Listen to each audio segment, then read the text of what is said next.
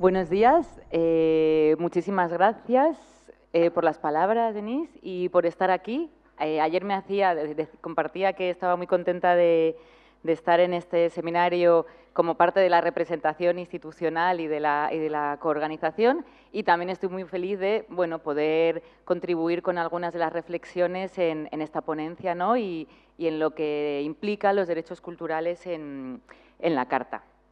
Un segundito. De nuevo, también agradecer tanto al Ministerio de Educación y Cultura de Uruguay, a la SEGIV, a la OEI, a todo el equipo también del Ministerio de Cultura de España por la organización de este seminario, que creo que está funcionando realmente bien. También creo que los debates que se han planteado han sido unos debates de mucho nivel, o sea, las mesas que vimos ayer creo que realmente han aportado como elementos cruciales que es importante que se recojan en la elaboración de la Carta, y que algunas de las cuestiones vamos a ver que van a resonar con las ideas que yo quería compartir. El tema de la conferencia es los derechos culturales en la Carta Cultural Iberoamericana, ¿no? Y bueno, voy a continuar con algunas ideas que también expuse en la apertura, y es que hablar de derechos culturales en la Carta Cultural Iberoamericana no solo implica entender la cultura como derecho, sino ser capaz de incorporar un paradigma de política cultural que conlleva todo el marco de los derechos culturales, ¿vale? Y eso es de lo que de alguna manera estamos hablando. Para poder pensar cuál es el lugar de los derechos culturales en la actualización, en la Carta Cultural Iberoamericana, tenemos que analizar qué lugar tenían los derechos culturales en la Carta de 2006. Y eso implica, de algún modo, preguntarnos cuál era el sentido de la Carta Cultural Iberoamericana en 2006. Y aquí creo que Rubens Vallardo hizo un contexto muy útil en el seminario que se hizo a 10 años de la Carta en Montevideo también, en el que él situaba la Carta Cultural de 2006 en el marco de los debates de liberalización de los bienes culturales de los años 90, ¿no? Es decir, el Acuerdo General sobre el comercio de servicios, la creación de la Organización Mundial de Comercio, la defensa de Francia y de Canadá de la excepción cultural, ¿no? Esos bienes culturales que no se pueden tratar igual que el resto de bienes porque portan valores, porque tienen que ver con la identidad, porque tienen que ver con la lengua, ¿no? Que tienen que ver pues, con eso que entendemos por cultura en sentido extenso, y que aloja en realidad una lucha y una resistencia frente a una hegemonía ascendente de Estados Unidos que también estaba interviniendo en el campo cultural, ¿no? Y estos debates se trasladaron a las convenciones de la UNESCO de 2001 y 2005. En ese sentido, por los riesgos de esa homogenización cultural que estaba suponiendo ese ascenso de las hegemonías y la defensa de la soberanía de los Estados para desarrollar las políticas culturales y para intervenir en sus mercados culturales, ¿no? Y bueno, como sabéis, de aquí surgieron la Declaración Universal de la Diversidad Cultural de 2001 y la de diversidad de expresiones culturales del 2005, ¿no? Entonces, la Carta Cultural surge en este contexto y se inscribe directamente en este debate, ¿no? Recoge claramente el espíritu de la Convención de 2005. De hecho, en uno de los principios de la Carta se incluye el principio de especificidad de las actividades de bienes y servicios culturales, ¿no? En la que se expresa esta idea de que son portadores de valores, que son portadores de contenido de carácter simbólico y que preceden y superan la dimensión puramente económica. Y en sí misma la Carta Cultural, ¿no? Cuando se habla de ella, cuando se leen como artículos de la época, documentos de la época, habla de sí misma como una apuesta, ¿no? Por una cooperación regional iberoamericana para asentar este espacio cultural iberoamericano, como intento de construir ese espacio común y reforzar esos vínculos comunes frente también a unos movimientos que se estaban produciendo en todo el mundo por esas capturas, ¿no? de la hegemonía, y con la base de unas expresiones, unas prácticas y unas identidades compartidas. Y creo que este contexto de la Carta Cultural Iberoamericana explica, por un lado, que la diversidad cultural está desde este marco de defensa de las singularidades, ampliamente desarrollada en la Carta, aunque luego, como a la luz de lo que, por ejemplo, se dijo ayer en la mesa de diversidad, hay que revisar también cómo estaba desarrollada, pero, como decía, al ser heredera directamente de estas convenciones, la palabra diversidad aparece 20 veces, probablemente sea la cuarta palabra que más aparece en la Carta por detrás de cultura, de iberoamericano y patrimonio, es decir, es el principal término programático que existe en la Carta Cultural. Y creo que claramente tiene que ver con este contexto del que estamos hablando, del que surgió. Y también explica que los derechos culturales están mucho menos desarrollados, ¿vale? Los derechos culturales tienen un principio propio, el de reconocimiento y protección de los derechos culturales, donde se comprenden los derechos humanos de carácter fundamental, según los principios de universalidad, indivisibilidad e interdependencia. Se habla del desarrollo de capacidades creativas, de acceso, de participación, de disfrute de la cultura, y se los considera como base de la ciudadanía y como base del protagonismo social en cultura. Entonces, yo creo que la inclusión de los derechos culturales fue pionera, por el mismo hecho de que no se hablaba tanto de derechos culturales en ese momento. Entonces, realmente fue una apuesta con una visión de futuro importante, y como su contenido, porque se va más allá del acceso y se habla de capacidades creativas y de protagonismo social, ¿no? Entonces, en ese sentido, creo que en la Carta hay una semilla que fue capaz de anticipar un futuro. Pero, sin embargo, es cierto que, al margen de este principio, apenas está desarrollado en la Carta, ¿no? Y creo que es por dos razones. Uno, porque no era el objetivo, porque no era el contexto en el que surge la Carta. Y dos, y sobre todo, porque los principales avances en derechos culturales en la región se estaban produciendo en ese momento o se produjeron justo en la década después, ¿vale? Porque lo cierto es que el desarrollo de los derechos culturales, sobre todo, se ha producido en los últimos 20 años, 15 años, ¿no? La mayor parte de los avances de derechos culturales y de todos los nombres que podemos darle a los derechos culturales, que tienen que ver con cultura viva comunitaria, con ciudadanía cultural, con democracia cultural, se han producido en las últimas 2 décadas, ¿no? Tanto en el ámbito normativo como en el ámbito de legislaciones, o sea, normativo, digamos, instrumentos internacionales, como en el ámbito de las legislaciones, como en las políticas y en los discursos. Eso ha pasado cuando la Carta ya estaba escrita, fundamentalmente, ¿no? En los instrumentos internacionales, por ejemplo, que son los que definen los marcos, como la propia Carta, sin ser exhaustiva, tenemos la Declaración de Friburgo, que es la primera vez que se recogen los derechos culturales como tal, que se intentan ordenar los derechos culturales que están en todos los instrumentos internacionales, en la Convención de Diversidad, la Agenda 21, la propia Carta Cultural Iberoamericana, y eso sucede en el 2007, un año después de la aprobación. La Observación General número 21, que lo que hace es dotar de carácter justiciable al artículo 15 del Pacto Internacional de Derechos Económicos, Sociales y Culturales, y establece obligaciones para los Estados en el ámbito de los derechos culturales. Eso pasa en el 2009, igual que la creación de la Relatora Especial de los Derechos Culturales, que pasa en el 2009. Y luego, dando un salto, tenemos Mundiaculten en el 2022, donde se habla de proteger y reconocer a los derechos culturales, y en el 2025, es decir, hace un año, donde un poco fue la puesta de largo, ¿no?, de los derechos culturales, y estuvo en el contenido, en el texto final, en la programación, bueno, en todo. Entonces, como vemos, a nivel de marco internacional, se empieza a mover justo después. En cuestiones de normativas a nivel nacional, es cierto que en América Latina, sobre todo, hay constituciones y hay legislaciones de derechos culturales desde los años 80, pero también es cierto que las dos grandes constituciones referentes en los últimos tiempos en cuanto a los derechos culturales es la de Ecuador de 2008 y la de Bolivia de 2009, y luego la modificación que se hizo en la mexicana en 2009 y en 2011 también para incorporar los derechos culturales. Es decir, que en el marco constitucional también esos cambios suceden después del 2006. En el plano legislativo, la Ley Orgánica de Cultura de Ecuador es en el 16, la Ley de Cultura y Derechos Culturales de México es en el 17. Vuelvo a decir, es cierto que antes había leyes también generales de cultura y de derechos culturales, ¿no? Y además ayer se mencionaban desde los años 80, eso es verdad. Y creo que es importante reconocerlo, y además habla mucho de como el carácter pionero que tiene la región en este ámbito. Pero hay una serie de hitos que empiezan como a articularse en ese momento, ¿no? En España, por ejemplo, nuestra Constitución, en su artículo 44, sigue teniendo una visión totalmente caduca del derecho a la cultura, porque habla de que los poderes públicos tutelarán el acceso a la cultura. O sea, fijaros qué diferencia es frente a garantizar los derechos culturales. Y luego, nuestras legislaciones en el ámbito de derechos culturales son muy recientes y son regionales. Está la Ley Foral de Derechos Culturales de Navarra en el 2019 y el Sistema Público de Cultura de Canarias en el 23, que no es específicamente sobre derechos culturales, pero que desarrolla todo un sistema, ¿no?, de cultura que tiene que ver con el ejercicio de los derechos culturales. Y actualmente en Cataluña y en País Vasco también se están desarrollando leyes de derechos culturales, pero que son de hace 5 años, es decir, son muy recientes, ¿no?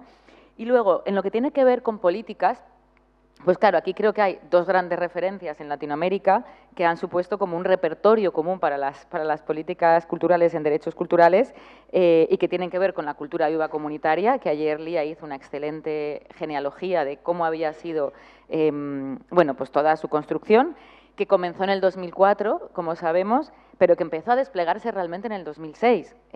Las tellas son del 2006, la extensión del programa a otros países también son del 2006, los congresos de cultura viva comunitaria empiezan en el 2013, Ibercultura Viva en el 2013, la ley de cultura viva empieza en el 2011 y se consigue en el 2014, es decir, de nuevo, todo eso pasa después de la Carta Cultural, o la experiencia de Medellín también, que es otro de los grandes hitos en la región, ¿no?, de cómo transformar una cuestión de seguridad en una oportunidad de construcción a través de la cultura, también sucede después. Y ambas experiencias tienen mucho que ver con los derechos culturales, con la cultura entendida como una práctica social, como un vector de transformación y con un rol protagónico de la sociedad civil, ¿no?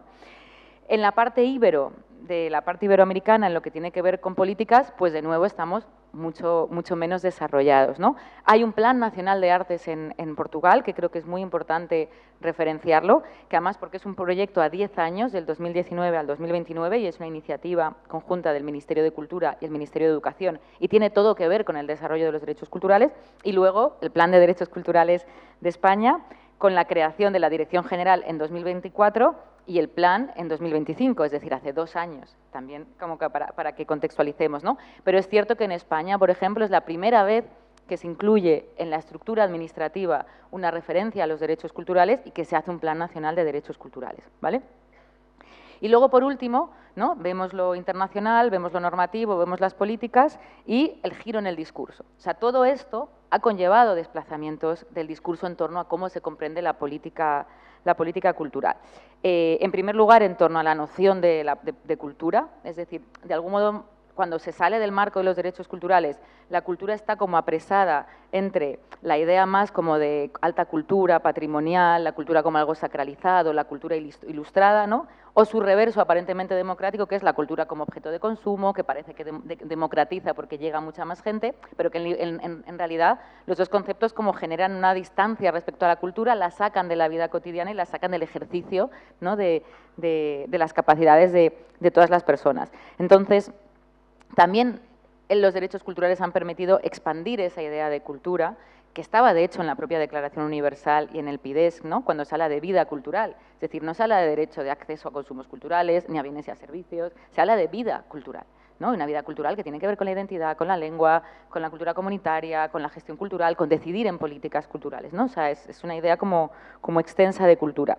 También otro elemento del discurso que ha desplazado a los marcos anteriores tiene que ver con ir más allá del acceso, ¿no?, y que también está en la declaración en el PIDESC, tomar parte, participar, ¿no? No solo somos consumidores, somos agentes activos, somos sujetos que podemos desarrollar nuestra vida cultural y que tenemos agencia para definirla.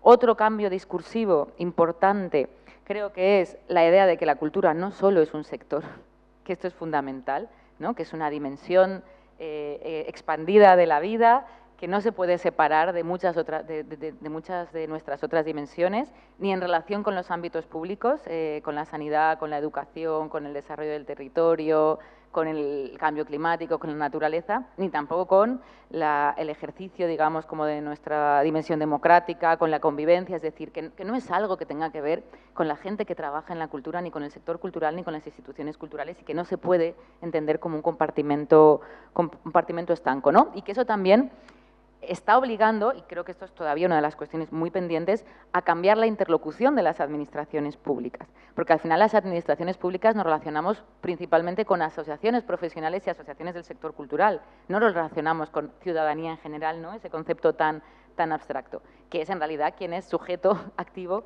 del ejercicio de los derechos culturales, ¿no? Entonces, creo que también los derechos culturales y estas prácticas, ¿no?, la cultura viva, etcétera, han permitido ir cambiando ese foco. Y luego, por último, una reflexión sobre cuál es la función de las instituciones públicas en relación con la cultura o qué significa que la cultura sea un servicio público, ¿no? Porque, por ejemplo, si pensamos, no sé, en carreteras, en fomento, en educación, en sanidad, pues la institución tiene que proveer un servicio, tiene que permitir que existan unos equipamientos, pero en cultura con eso no basta. Es decir, en cultura lo que hay que impulsar es el protagonismo social y hay que impulsar que todas las personas puedan desarrollar su vida cultural, que los proyectos que existan en la sociedad, como decía Marina Chaui, puedan desarrollarse. Esa es la función de una política cultural, ¿no? Aquí hay una idea interesante de Alphonse Martinel cuando habla de pasar de instituciones proveedoras a instituciones facilitadoras, porque la cultura no la hacen las instituciones, la hacen las personas, los grupos, las sociedades, se hace fuera de la institución, ¿no? Por lo tanto, la institución lo que tiene que hacer es fomentar lo que está fuera de sí misma. Y eso es lo que está, digamos, en el núcleo de las, por ejemplo, muchas prácticas culturales, como se decía ayer, de cultura viva comunitaria, ¿no? Donde se fomenta ese protagonismo social, donde se refuerza el tejido que está fuera de la institución, porque la cultura en realidad es mucho más rica y mucho más viva cuando escapa de la institución.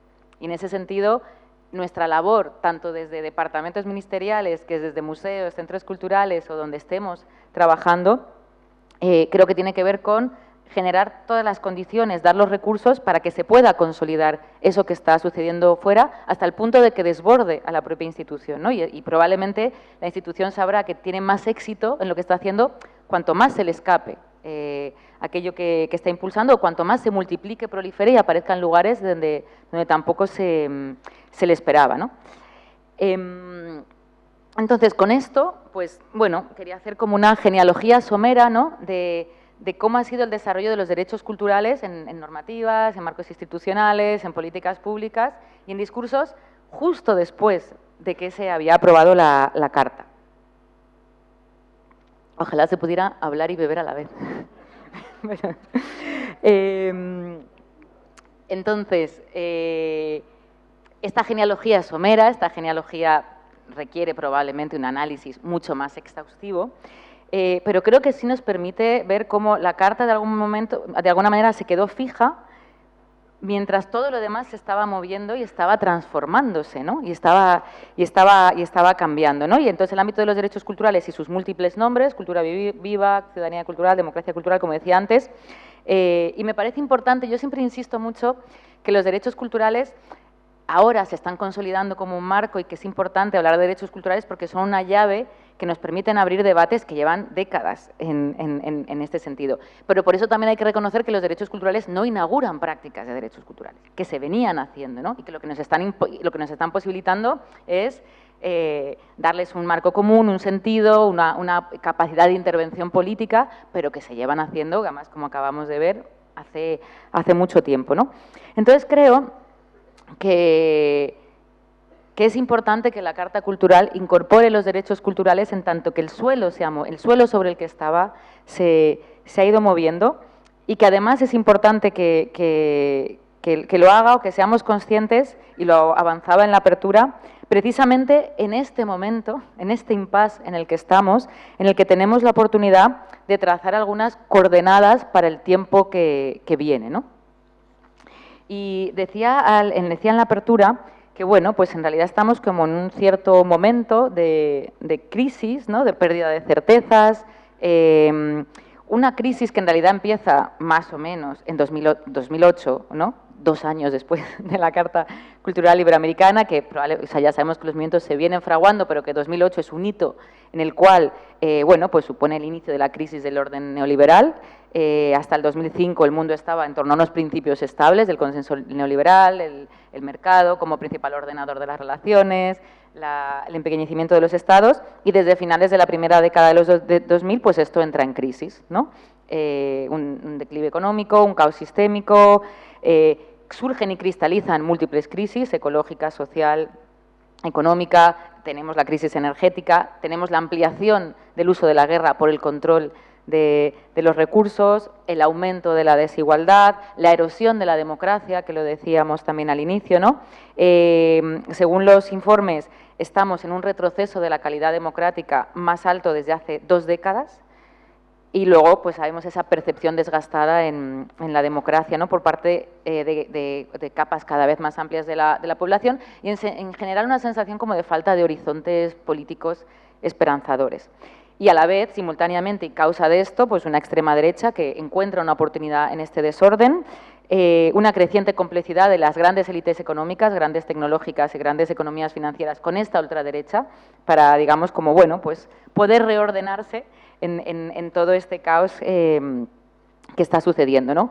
Y de alguna manera, a mí me gusta mucho esta idea de García Linera de este tiempo liminal, ¿no? O sea, ese tiempo en el que también viene de Gramsci, de que lo anterior no ha caído, todavía no estamos en lo nuevo y estamos en esta especie de interregno donde se está reordenando el mundo y de los poderes hegemónicos están viendo, bueno, pues a ver cómo queda distribuido de alguna manera todo este escenario, ¿no?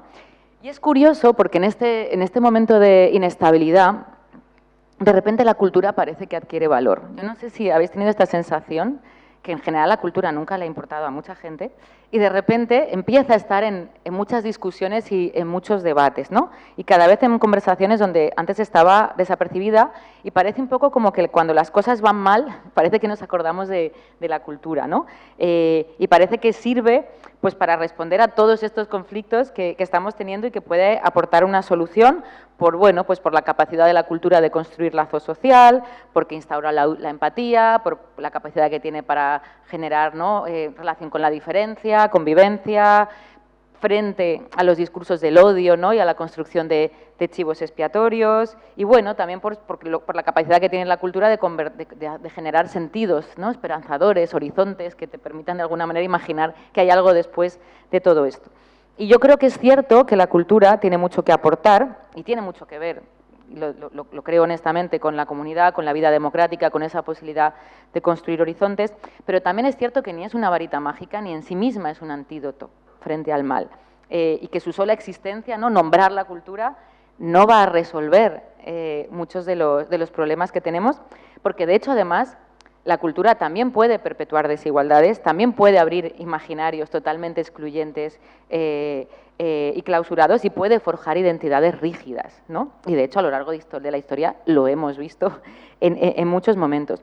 Por eso a mí me parece que la cuestión no es tanto la cultura en abstracto, sino qué configuraciones culturales favorecemos, qué capacidades sociales se expanden a través de la cultura y bajo qué lógicas se organizan, ¿no?, que tiene que ver sobre todo con las políticas culturales, con las lógicas de ordenación del campo cultural. Y creo que estas son las preguntas que en realidad tienen que alimentar las reflexiones de una carta cultural para el próximo ciclo. O sea, no solo hablar de los bienes, ¿no?, el buenismo de la cultura, sino cuál es el campo cultural que queremos construir para la cultura y para la aportación de la cultura que tiene al tiempo por venir, ¿no? Y en ese sentido es cuando decía al inicio que estamos actualizando la carta, pero que no solo estamos poniéndola al día, sino que creo que si somos conscientes del momento estratégico, político, ¿no?, en el que estamos, se trata de decir desde qué lugar queremos responder a las transformaciones de este tiempo y qué papel queremos que juegue la cultura en ello. O sea, creo que esa es la pregunta en realidad para una actualización, ¿no? Y en ese sentido, creo que esos retos que tenemos que abordar se pueden sintetizar fundamentalmente en tres, que son más derechos, más igualdad y más reparto de poder, ¿vale? Más derechos frente a una reducción de esa noción de los derechos humanos, más igualdad ante unos aumentos exacerbados y una acumulación de la riqueza cada vez mayor, y más reparto de poder para una sociedad que realmente, bueno, pues tenga una profundización democrática y el protagonismo social nos permita realmente, bueno, pues pensar en otros modelos de gobernanza de lo común, ¿no? En cuanto al primero, en cuanto a los derechos, y evidentemente los vinculo con los derechos culturales, creo que tiene que ser un eje gravitacional de la Carta Cultural, ¿no? No como un principio declarativo, no como una capa añadida, sino como aquello que reorganiza las prioridades, las preguntas, el instrumento de cooperación, es decir, no tanto lo que se menciona, que evidentemente creo que tiene que estar mencionado, sino la trama que va por debajo de cómo se piensa la Carta, ¿no? Y creo que las razones es, en primer lugar, porque el marco de los derechos culturales ha cambiado la manera de entender la cultura, las políticas culturales, el rol de las instituciones, el rol de la ciudadanía. Y en segundo lugar, y también lo decía al inicio, porque es que son una aportación específica del área iberoamericana y especialmente del área latinoamericana, ¿vale? Es decir, es como lo que la Carta Cultural puede aportar al mundo en relación con cómo entender la cultura y cómo la cultura puede responder a las preguntas de nuestro tiempo. Porque hay marcos que ya no sirven, hay marcos clásicos en las políticas culturales europeas que ya no sirven y que son los que muchas veces han alimentado cómo estamos desarrollando las políticas públicas. Entonces, creo que es una oportunidad también, digamos, de lo que Iberoamérica puede, ¿no?, de declarar al mundo desde la cultura. Y creo que la Carta Cultural es un espacio como, bueno, pues muy interesante para poder ponerlo en valor y para poder reflejarlo. El segundo reto, el que tiene que ver con una mayor igualdad, la desigualdad es uno de los principales problemas sociales que existen en el mundo, ¿no? Y que además se ha profundizado de manera extrema en los últimos 50 años tras el giro neoliberal de los 80. Ahora mismo el 10%, aquí leo los datos, concentra el 53% de los ingresos y el 76% de la riqueza mundial. Y en América Latina sigue siendo una de las regiones con mayor desigualdad, donde el 10% tiene el 55% de los ingresos y el 77% de la riqueza, ¿no? Y cada vez hay mayor, o sea, es impresionante cómo se va extendiendo estas capas de desigualdad.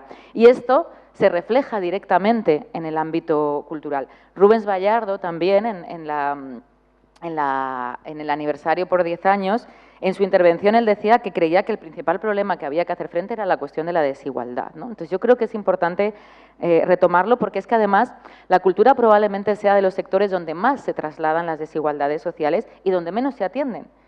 Porque quizás se piensa, pues eso, que es entretenimiento, que es ocio, que es algo secundario, pero no se piensa la desigualdad como se piensa en educación, como se piensa en sanidad, como se piensa en vivienda, ¿no? Entonces, creo que es importante hacerlo porque, de hecho, se están repartiendo recursos públicos entre quienes ya tienen acceso a la cultura.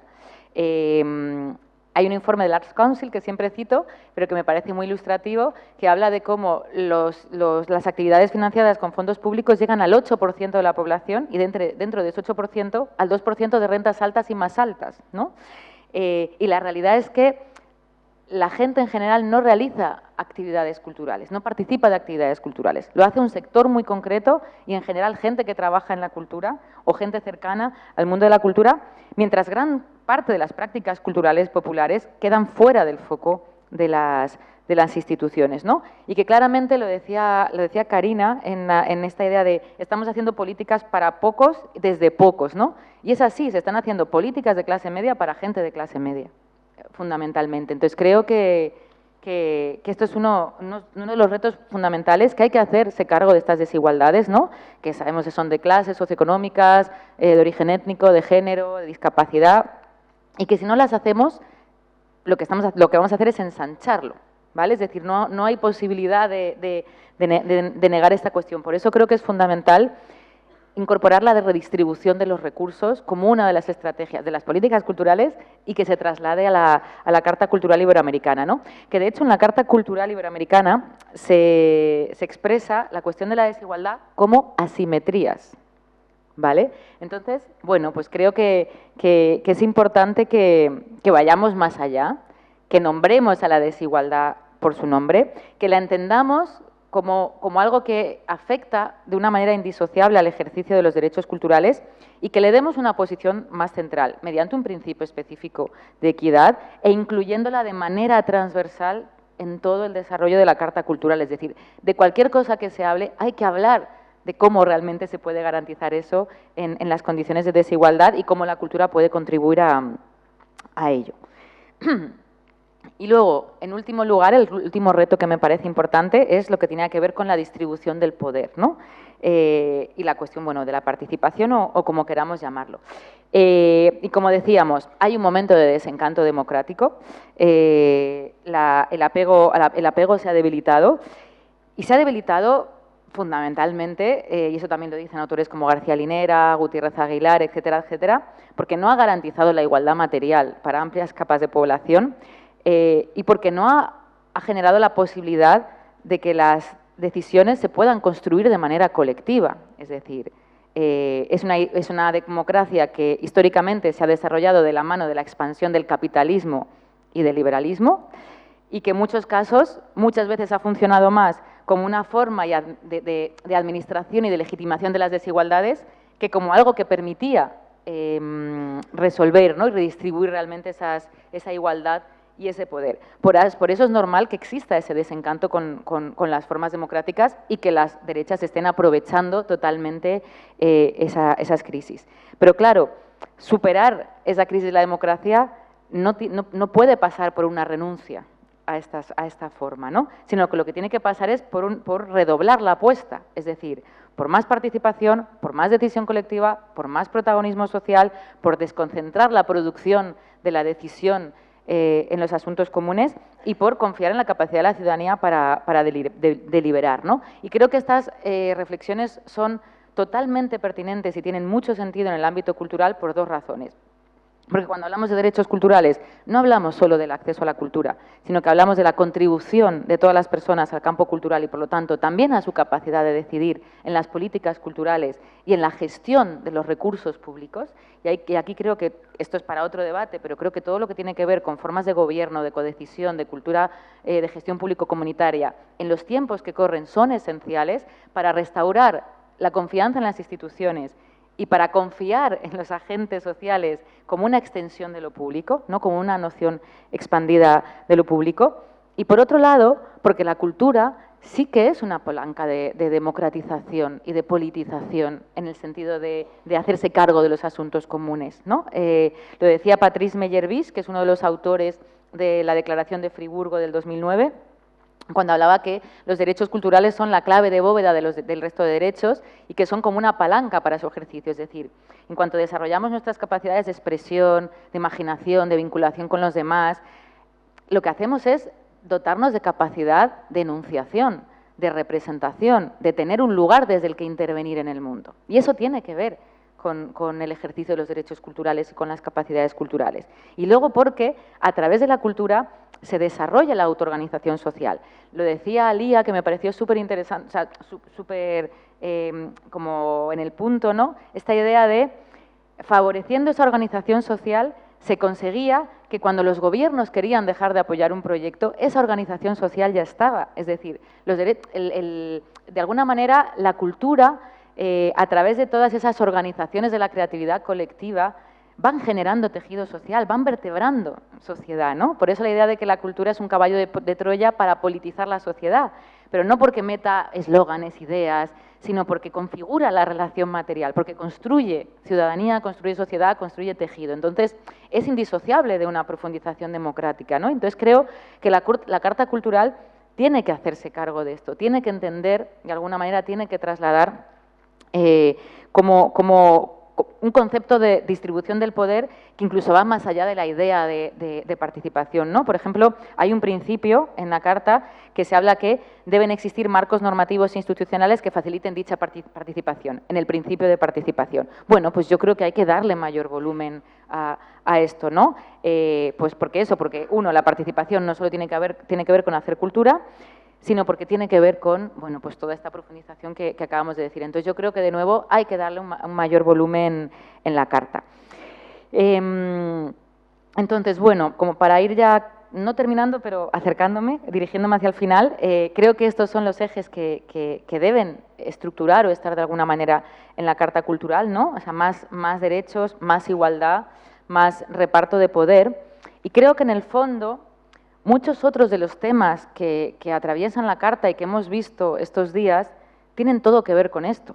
Porque cuando hablamos de trabajo cultural, hablamos de las desigualdades que recogen el trabajo cultural y hablamos de la necesidad de reforzar las estructuras profesionales y sindicales para que sean capaces de intervenir, para que tengan poder y potencia, ¿no?, para contribuir al campo cultural. Cuando hablamos de inteligencia artificial, hablamos de soberanía digital, hablamos de regulación de los algoritmos, como se decía ayer, hablamos de formas de digitalización que promuevan la solidaridad y la autonomía, es decir, también hablamos de distribución de recursos y de poder.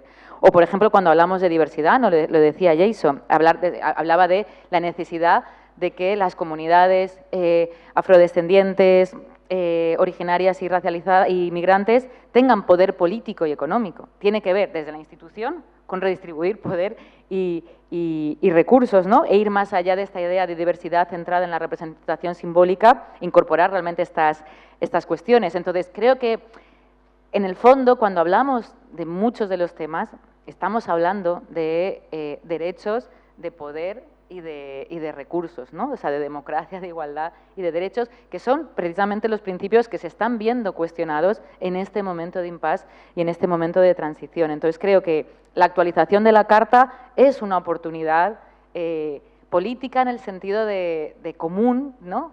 Y estratégica para diseñar el mundo que queremos que venga. Y que, como decimos en el Plan de Derechos Culturales, si tenéis algunas pegatinas por ahí, el futuro es un acto cultural.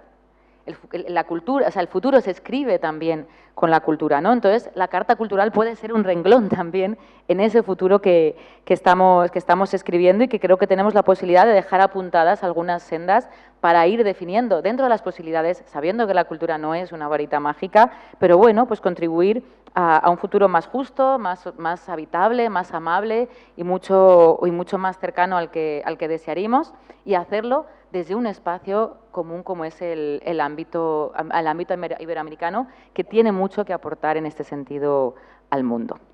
Y ya está. Muchísimas gracias.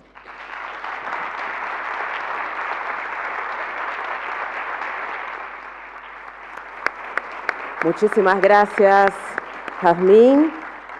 Bueno, a pedidos abrimos para un breve espacio de preguntas, si te parece, Jazmín. Así que ya los que quieran plantear preguntas a Jazmín, están abiertos los micrófonos. Pedimos esto sí que sean preguntas breves para que más personas puedan participar. Muchas gracias, Jazmín, por esta ponencia tan maravillosa y que nos hace reflexionar mucho acerca no solamente de la relación de los derechos culturales con la Carta, sino que también en todo el desarrollo de la perspectiva de los derechos culturales en nuestra sociedad. Así que muchísimas gracias. Un movimiento que viene también dentro de este aspecto, me parece que es el cambio o, digamos, el camino entre las políticas públicas más volcadas hacia la democratización de la cultura en un primer momento, y que vemos en los países muchas veces ahora una otra perspectiva en las políticas públicas, que es la de la democracia cultural, ¿no? Y en este sentido, lo que comentaba sobre la distribución de los poderes, del poder y de los recursos se da también en esta perspectiva, ¿no? Porque una cosa muy interesante del Plan de Derechos Culturales es que también propone esto, ¿no? Que la propia administración pública tenga canales o tenga relaciones para que la diversidad cultural, las culturas participen en el proceso de la democracia, ¿no? Que es un cambio muy importante. Entonces quisiera pedirte un comentario respecto a esto, de cómo dentro de la perspectiva de la democracia cultural, también en el ámbito de las estructuras políticas y administrativas, se puede incorporar esta cuestión de la distribución del poder. Gracias. ¿Voy contestando a una o cojo varias, no? Mejor varias. Buenos días, muchas gracias, Jazmín, por la conferencia magistral. Ha sido muy clara y muy meridional. Mi nombre es Matías Escoto, yo soy de la Agencia Uruguaya de Cooperación Internacional. En toda tu intervención, además de historializar todo el proceso, estaba esperando también la Agenda Global de Desarrollo, donde la cultura estuvo ausente en ese proceso, y estamos próximos al diseño de una nueva agenda multilateral. Y ahí consultarte cómo esta oportunidad, el seminario, la recolección de insumos para actualizar la Carta puede, junto con otras regiones desde la cooperación intrarregional, posicionar nuevamente el tema de la cultura en la agenda global de desarrollo. Muchas gracias.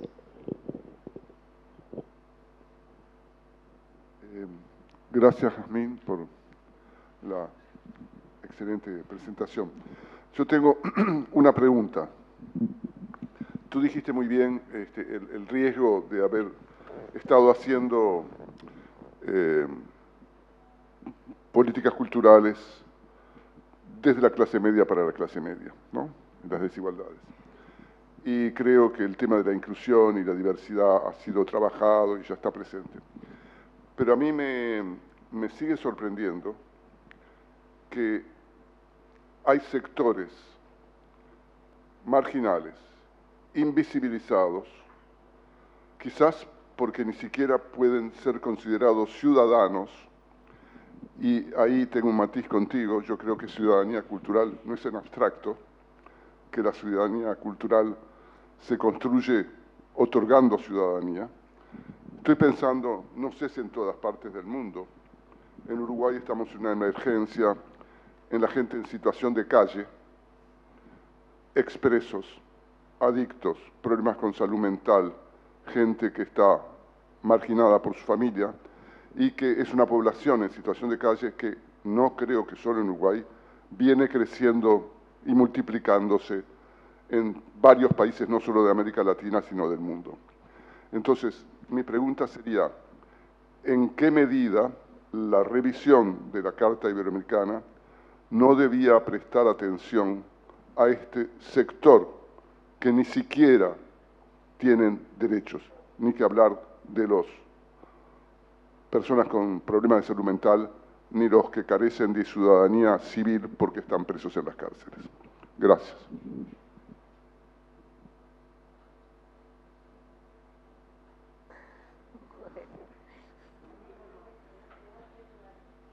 ¿Os parece? Porque no sé si voy a tener tanta capacidad retentiva. Una más, contesto 4 y luego hacemos otra ronda. Porque tenemos tiempo, además. Es que si no, creo que se me va a bloquear. Hola. Bueno, Jazmín, un gusto escucharte siempre. Yo tengo como una idea a partir de lecturas que he hecho de tus trabajos y la conferencia de hoy, donde uno de los grandes planteos que vos abordaste es que hay una necesidad de recomponer la capacidad que tenga la comunidad de poder narrarse, ¿no? De generar una resemantización de poder que permita que esa nueva forma de expresión cultural reconstruya los vínculos, ¿no? Ahora, gran parte de la circulación y la producción cultural está ligada a la economía de la cultura, ¿no? A las industrias culturales, a un montón de actores que son los que establecen cómo circula y se produce esa vinculación. Entonces, ahí creo que en los derechos culturales es una necesidad de revincularse también con ese espacio, ¿no?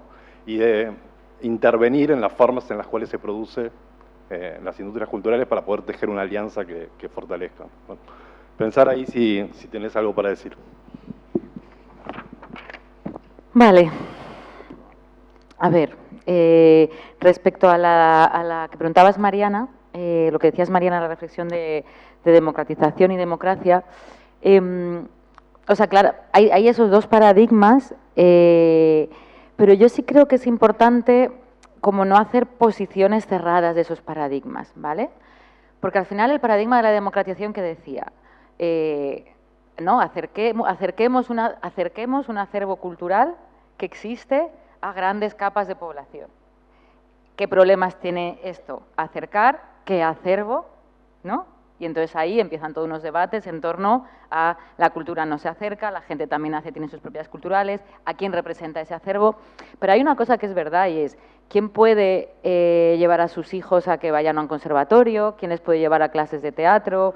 O sea, son determinadas clases sociales, entonces hay una cuestión de eliminar barreras que creo que es importante, es decir, que no todo pasa por, digamos, como reflexiones en torno al empoderamiento de las comunidades, sino que muchas veces cuando nos podemos empoderar es porque tenemos recursos para poder empoderarnos. Entonces, creo que la idea de democratización tiene que ver con la idea de distribución de recursos, ¿vale? Y oportunidades. En ese sentido me parece que es importante. Y entonces, en lo que tiene que ver con la distribución de poder, efectivamente es muy bonito decirlo y creo que es uno de los retos que las instituciones, más complejo para las instituciones, porque además si hay un oxímoron, es la relación entre reparto de poder y política. Es decir, la política se caracteriza por acumular poder y por acumular recursos. Y además también hay una cuestión que es la lógica del temor administrativo, que es muy sutil pero que impacta, ¿no? Que es, cuidado que a ver si hago esto va a venir un problema, o si meto esto en tal convocatoria se genera tal conflicto y luego a ver qué pasa. Entonces, contra todo, o sea, en realidad es como que hay que pelear contra eso para realmente intentarlo. Lo que pasa es que luego hay ejemplos, no sé. En España, por ejemplo, había un centro cultural que se llamaba Harinera, en Zaragoza, que fue un centro cultural y que seguramente, yo cuento esto porque sé que conozco, pero estoy segura de que aquí pueden salir muchísimos más en los mismos términos, que estaba gestionado por las asociaciones vecinales, por las personas que utilizaban el centro, es decir, había un reparto de poder muy fácil. O cada vez hay más cuestiones que tienen que ver con la gestión público-comunitaria, con la gestión de infraestructuras públicas por comunidades concretas, ¿no? Entonces, como que creo que en realidad no es tan difícil pensar formas de concreción, sino que realmente hay una renuncia que hay que hacer. En el libro de Gutiérrez Aguilar, bueno, vosotros sabéis que yo uso mucho esta idea de ingobernabilidad, ¿no? O sea, de generar las condiciones para que la cultura prolifere, para perder el control. Entonces ella tiene, no hablando de cultura, pero hablando de que los responsables públicos tienen que desgobernar lo que hacen. Y hay algo que tiene que ver con eso, ¿no? Entonces, ¿de qué manera se desgobierna un ministerio? Pues bueno, ahí estamos viendo cómo se puede, ¿no? Pues estamos intentando abrir espacios. O sea, la propia elaboración del plan se hizo con un proceso de participación en el que el resultado no tiene nada que ver con lo que teníamos en la cabeza. E incluso planteamientos a priori fueron puestos en cuestión y nos hicieron entrar en crisis y transformaron lo que fue el plan, ¿no? Y entonces, ahora, por ejemplo, estamos viendo cómo construir una estructura de participación. A ver, son avances que son muy chiquititos, pero bueno, son intentos de ese desgobernarse de alguna manera. Quizás es más fácil imaginarlo en el ámbito de lo local, siempre es mucho más fácil aterrizar las cosas en lo local, pero bueno, creo que cada una desde sus posiciones, ¿no? Pensarlo. Pero creo que una estrategia fundamental para los nuevos tiempos es la cooperación de lo público con lo comunitario, de lo público, con el tejido organizado, con las comunidades, en esa noción que me parece muy interesante de un concepto expandido de lo público, donde lo público no son solo las instituciones, sino que son esas relaciones que se establecen con el afuera y el afuera, ¿no? Vale, la agenda de desarrollo. Bien, sabemos sí que no había un objetivo de cultura, que de hecho probablemente, quizás es un poco como grandilocuente decirlo, pero que no haya un objetivo de cultura probablemente también hable un poco del fracaso de la Agenda de 2030 en cierto sentido. Es decir, pensar que se puede sostener un cambio ¿no? de valores, de funcionamiento, de organización, sin que la cultura esté ahí como un eje, probablemente lo explique. Y bueno, pues creo que estamos en un momento complejo, como hablábamos, ¿no? De la crisis internacional y del multilateralismo, y a ver qué tipo de agenda o de agenda post-2030 puede existir en este escenario, ¿no? O sea, que creo que esa pregunta también es compleja. Pero sí creo, y la contesto con la pregunta, que si desde la Carta Cultural Iberoamericana hay espacios fuertes de enunciación, es un agente más desde el cual poder aportar, ¿no? Y creo que también aquí es clave intentar que estos debates salgan del espacio cultural. Porque es verdad que cuando estamos en cultura estamos bastante de acuerdo, con matices, tal. El problema es que nos tienen que hacer caso nuestros homólogos en exteriores, es ahí donde se va a debatir, ¿no? Entonces, ¿cómo somos capaces de que de nuestros debates y nuestras estrategias trasladen o permeen eso, ¿no? Y tener una carta donde se incorpore también estas cuestiones creo que sí que puede sumar, también siendo realistas, evidentemente, pero creo que puede sumar. Sobre la cuestión de cómo, de los que están, ¿no? de las personas excluidas, de las personas de esa ciudadanía en concreto, que estoy totalmente de acuerdo contigo, y que, por ejemplo, en el caso de España, con lo que tiene que ver con la migración y que tiene que ver con los derechos, con los papeles y con el derecho a ser ciudadano y ciudadana, ¿no? Para las personas migrantes. Creo que hay una cosa que a mí me pasa cuando pensamos la cuestión de la desigualdad y entonces identificamos unos sectores muy concretos, ¿no? Como decías, gente en situación de calle, gente en las cárceles, salud mental,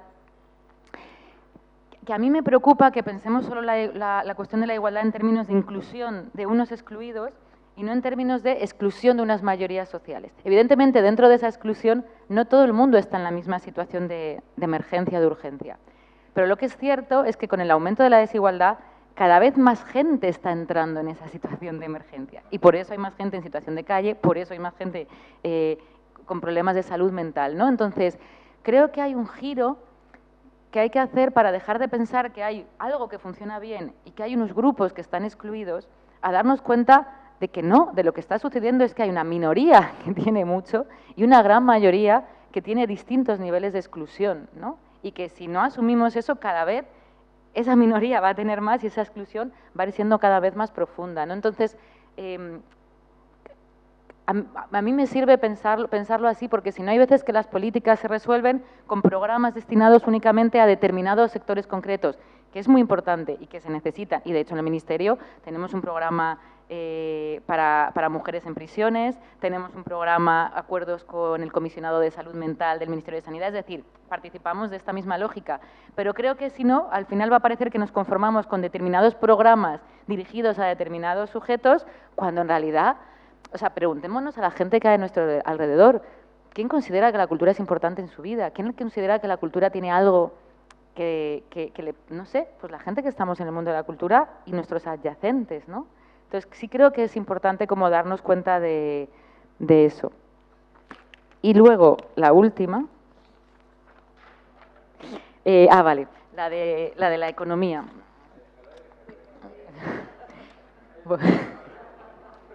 ¿Qué pasa? Bueno, la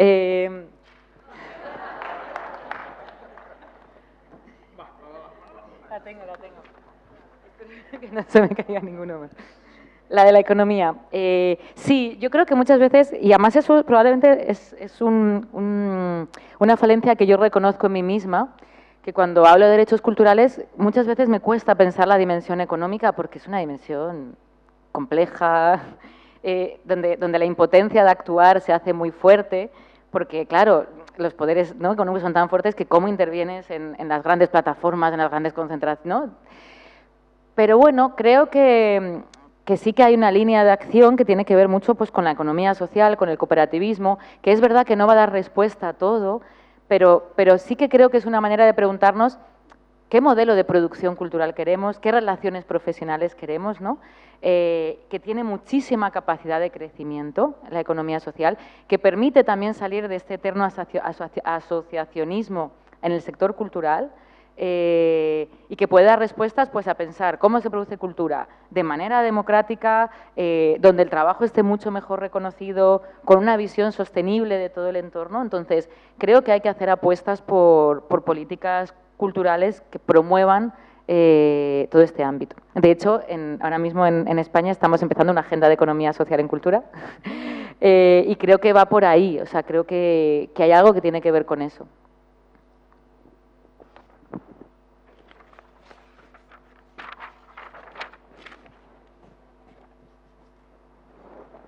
Muy buenos días a todas y a todos. Yo quiero retomar un poco de la mano del colega de la Agencia de Cooperación. A ver, estamos dando por hecho de que va a haber una agenda post-2030 y no creo que estemos en condiciones de asegurar eso, lamentablemente. Creo que hay un grupo de países que están apostando porque haya un nuevo periodo de plazo de cumplimiento, o hay otros países que dicen se acabó y se acabó y no hablemos de una nueva agenda de desarrollo.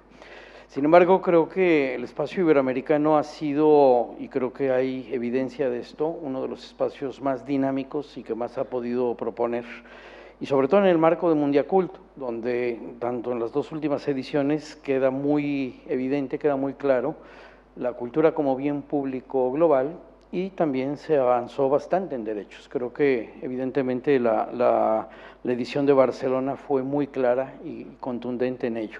Si tú tuvieras que elegir, y va la pregunta directa, ¿por qué vía, tomando en cuenta que hay las conclusiones de Barcelona, la declaración, habla efectivamente de una posible agenda post-2030? Esto se ha venido hablando mucho, por supuesto, en el espacio iberoamericano, en todos los niveles. Si tú tuvieras que elegir por qué vía iniciar una negociación, porque al final de cuentas esto es una negociación, para poder poner o no una referencia en un posible instrumento posterior a 2030, que por cierto el próximo año empieza la revisión, la negociación de eso. O sea, no es ya gratis las fechas en las que estamos. Creo que por eso la pregunta directa sería, si tú tuvieras que escoger, ¿me voy por la cultura como bien público o me voy por derechos culturales? Partiendo de la concepción clara y contundente que esta región ha sabido construir en los últimos por lo menos 20 años. ¿Por dónde te irías?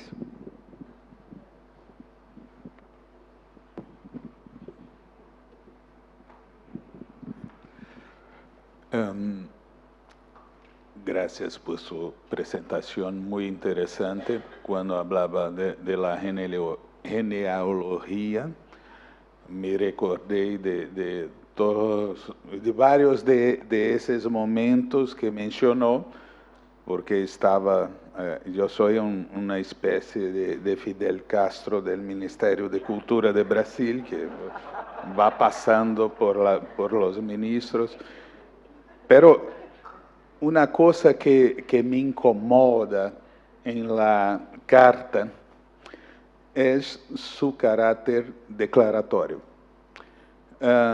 Y estoy muy de acuerdo con profundizar los derechos culturales. Creo que la revisión tiene un buen camino por esa senda.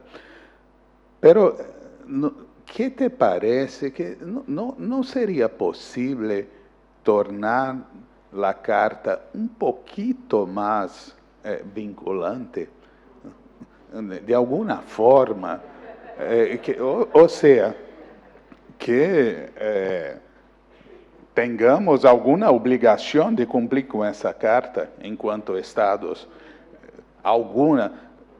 Es claro que no estamos en la OMC, no va a tener sanciones, no va a tener sanciones ni nada así por descumplimiento, pero algún listado de buenas prácticas que funcione como un estímulo para que los estados sigan los modelos que nosotros consideremos, o la OEI o el CERIB, consideren como buenas prácticas. ¿Qué te parece eso?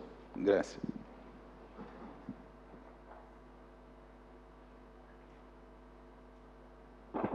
¿Ya? Vale. Respecto a Enrique, me sentía como si estuviera en un examen, un caso práctico. De a ver, ¿qué tengo que decir? Mira, honestamente, creo que da un poco igual. Porque creo que en realidad no es tanto si la cultura es un bien público. O sea, yo a veces creo que los debates terminológicos en realidad de lo que hablan es de tener, digamos, como posiciones de enunciación que intercambiar en el mercado de los discursos, por decirlo de alguna manera. Creo que nuestra clave es intentar encontrar espacios de discusión que tenemos que forzar de cultura con los distintos agentes de exteriores de los distintos países.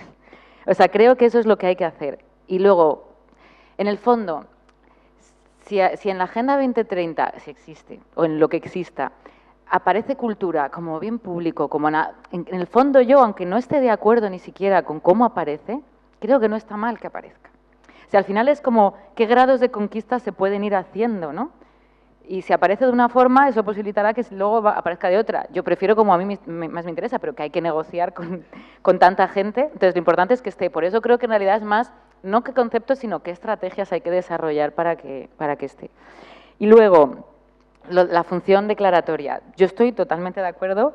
Creo que tendría que tener un carácter más vinculante. De nuevo es, ¿qué posibilidades hay de que tenga un carácter vinculante en el escenario? Pero ayer, por ejemplo, Jesús Prieto comentó una cosa que a mí me pareció como bastante interesante y que creo que sí que que puede servir, que es algo como de incorporar, luego lo puede explicar él si quiere, incorporar planes de cumplimiento.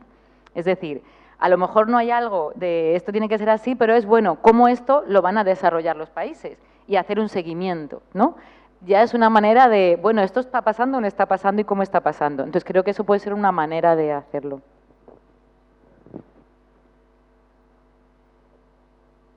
Ahí hay otra pregunta.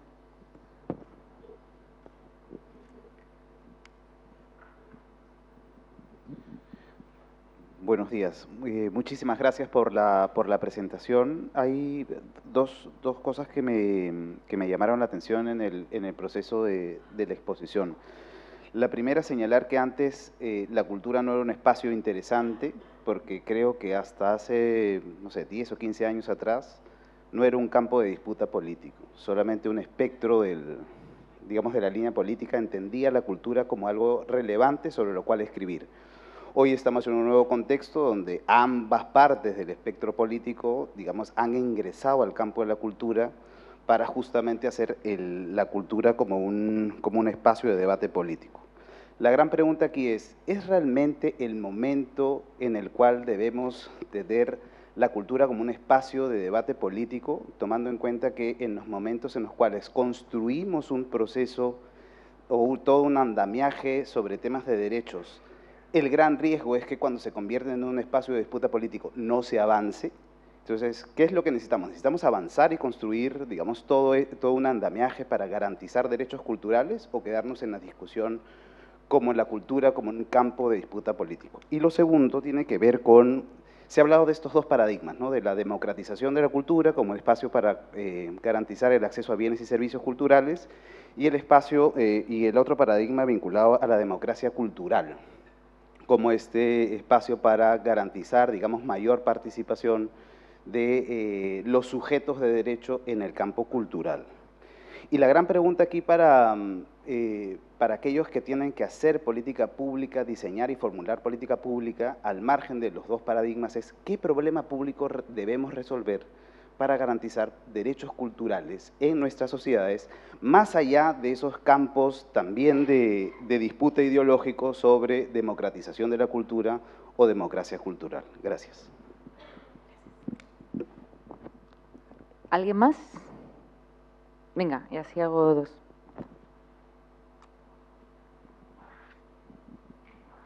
Buenos días. Interesante intervención. Mi pregunta va dirigida a las personas que hacemos cultura, ¿no? Y también la profesionalización de la gestión cultural. Si bien existen territorios en los cuales se ha tomado en consideración las posturas profesionales por parte de académicos, ¿cómo observas la importancia de este rol de la gestión cultural profesionalizada y los profesionales en derecho que se dedican a la cultura para poder lograr los cometidos de la Carta? Una pregunta, ¿qué significa profesionales en derecho? Profesionales en derecho son abogados. Muchas gracias.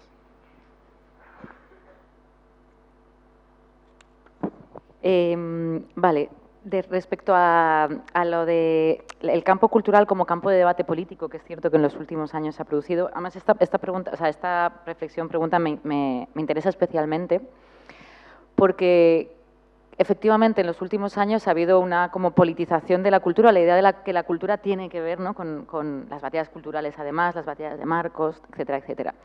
Y creo que precisamente uno de los problemas de entender la politización de la cultura es entenderla en términos de esos contenidos, de esas ideas, de esas representaciones, y no de la política cultural, que es lo que creo que tiene que estar politizada. Es decir, y cuando digo politizada, me refiero a que hay una posición de cuál es una política cultural que permite el desarrollo de la cultura y que permite, digamos, como sociedades más progresistas y emancipadas, ¿vale? No es tanto la cultura, sino la organización de la cultura, que son las políticas culturales. Entonces, en ese sentido, creo que esa batalla sí hay que darla, porque de esa batalla también depende la riqueza de la cultura, la vitalidad de la cultura, ¿no? Entonces, quizás me parezca menos interesante y en este momento como luchar tanto por imaginarios y por representaciones que creo que en el fondo, pues cuando se tienen posiciones de poder se consiguen mantener, pero cuando se pierden posiciones de poder desaparecen, o cuando uno trabaja en torno a sus propios imaginarios, convence solo a los suyos y a los otros están en otra cosa, que tiene mucho más sentido en cambiar las configuraciones del campo cultural. O sea, y ahí está como para mí el debate político e ideológico que merece la pena dar, ¿no? Y que de hecho vivimos en unas condiciones culturales politizadas. La concentración de los medios de producción es politizada, ¿no? O las grandes plataformas, o cómo se reparte la cadena de valor. O sea, en realidad ya está politizado. Entonces, creo que lo que pasa es como, ¿qué estamos politizando? ¿La cultura o las políticas culturales? Pues ahí creo que tiene mucho que ver con la política cultural, ¿no? Y creo que esa es la apuesta y que muchas veces, desde proyectos que pretenden una transformación social, no se acaba de entender eso.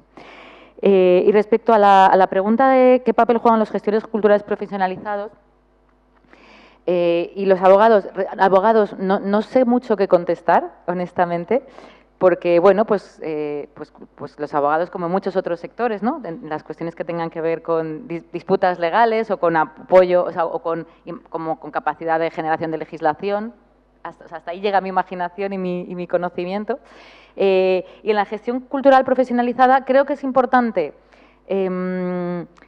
reconocer la profesionalización cultural de la gestión y de otras actividades en términos que tiene que ver con la adaptación de las normativas existentes, ¿no?, al trabajo cultural. O sea, porque ayer lo hablábamos con Karina, es decir, cuando hablamos de trabajo cultural y sostenibilidad, creo que claramente hay que diferenciar entre condiciones, o sea, la adaptación de las normas a la singularidad del trabajo cultural, pero que es también la adaptación a quien recoge fruta y es un trabajo temporal, ¿vale? O muchos otros trabajos que tienen la intermitencia o la temporalidad, es decir, hay trabajos que tienen una singularidad. Y luego las condiciones de sostenibilidad del trabajo cultural, es decir, que sea sostenible a largo plazo, que creo que es una pregunta muy compleja. Porque ¿qué queremos? Que sea sostenible en términos, es decir, ¿cuántos artistas tiene que haber al año? Como los médicos, que tienen que pasar un examen y cada año hay 250 médicos, o como un bien de mercado, es decir, cada uno abre su empresa cultural y a ver la que sobrevive en el mercado, es otra cosa. Donde funciona la cultura. Entonces, en el término de gestión profesionalizada, adaptación de la legislación a esa gestión, pero también creo que es importante darle lugar a la gestión no profesionalizada. Si pensamos en derechos culturales, si pensamos en comunidades, o sea, creo que no hay que ser como muy corporativo en este sentido. Y luego vinculándolo con los problemas que hay que resolver, ¿no? Es decir, decíamos, vale, ¿cuál es la sostenibilidad del trabajo cultural si no queremos que sea modelo médicos o modelo conservadores de museo que salen X al año o mercado? Entonces creo que la respuesta, muchas de las respuestas a la cultura no pasan por políticas culturales, sino que pasan por políticas de redistribución de la riqueza, como puede ser una renta básica universal, que creo que son cuestiones como esas las que realmente van a poder liberar el tiempo y digamos, garantizar las condiciones para el desarrollo del trabajo cultural, ¿no? Y en ese sentido, creo que no es posible tampoco defender derechos culturales si no se entiende que los derechos culturales están totalmente vinculados al ejercicio de otros derechos, es decir, el derecho a una vivienda, el derecho al tiempo. El tiempo es, en España al menos, pero me imagino que podrá ser extrapolable, en la encuesta de hábitos y prácticas culturales del Ministerio de Cultura, es la principal barrera para realizar actividades culturales, más que la económica, más que la territorial, en todas las disciplinas y además con porcentajes importantes. El derecho a los cuidados, el derecho a la salud, el derecho a una renta, ¿no? Entonces, está vinculado, es decir, un proyecto de derechos culturales, aquí ya me voy un poco de la carta y ya pues cuento mi posición. Un proyecto de derechos culturales es un proyecto de derechos y un proyecto de justicia cultural es un proyecto de justicia social. Entonces, está de alguna manera vinculado, ¿no? ¿Y ya o alguna más?